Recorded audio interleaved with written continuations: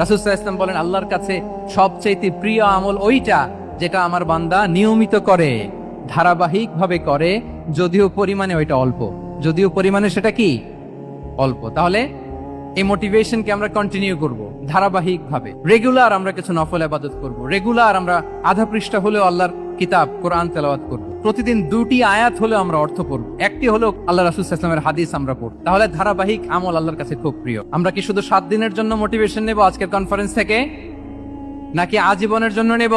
আজীবনের জন্য নেব ইনশাআল্লাহ। বলেন সবাই।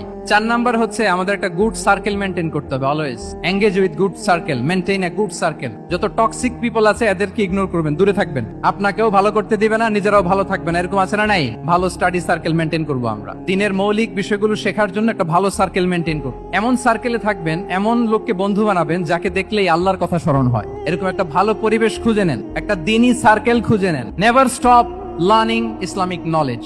যারা এই যে নলেজ শেয়ারিং সেশন করে, ইসলামিক হালাকা করে, কোরআনিক স্টাডি সার্কেল করে, এই সার্কেলগুলোর সাথে আমরা থাকবো ইনশাআল্লাহ।